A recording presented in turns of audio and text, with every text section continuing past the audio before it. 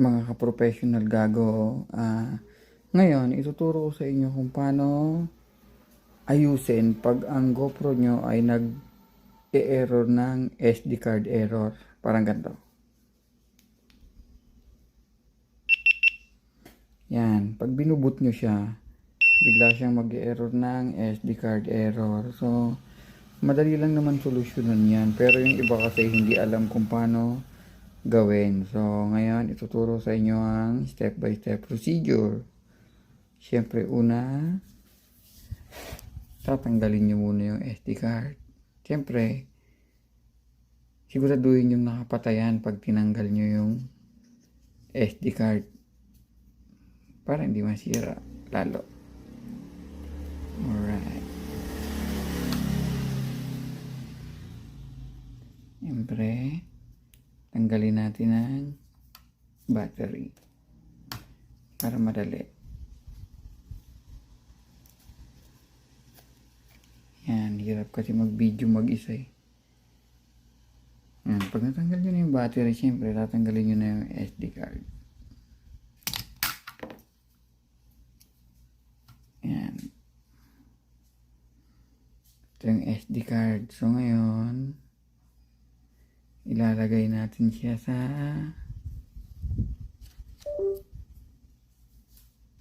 card reader.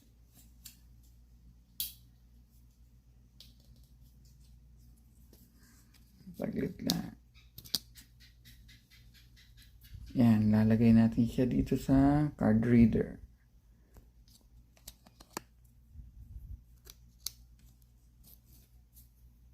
Yan, mahirap kasi mag-video guys mag-isa eh. So, para lang maituro sa inyo to eh, kailangan natin ng pakita step by step procedure. Yan.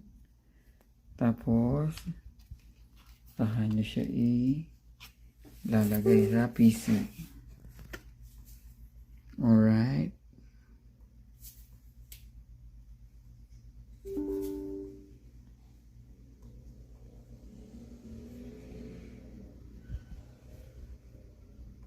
Puntahan natin ang location ng SD card. Sana yun, sana yun, sana yun, sana yun.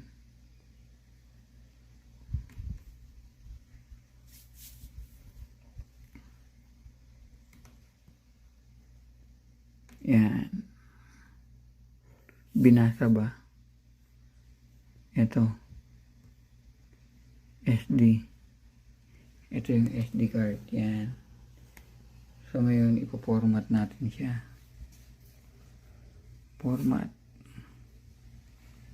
So ngayon, sa pagpo-format niya, madalas ang ginagamit natin ay quick format. Ayan. Quick format. Pero uncheck natin yan.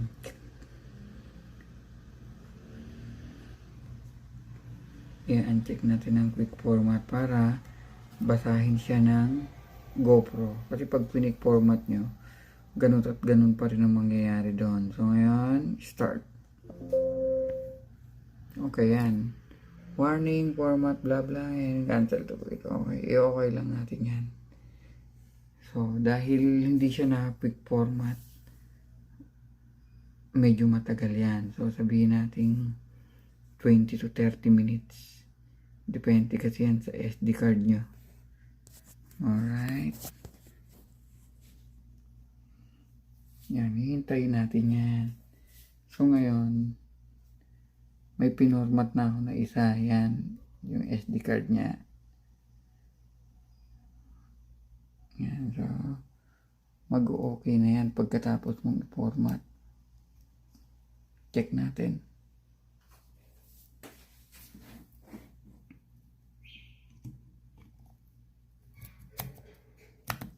Yan. Tingnan natin kung mag-okay. Yan. Pag nailagay nyo na, siyempre, testing na natin kung okay.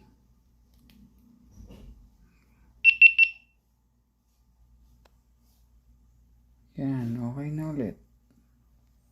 Nagre-record na. Oh. Yan, ganun lang ang gagawin natin. Okay na yan. Alright, sana may natutunan kayo. Okay.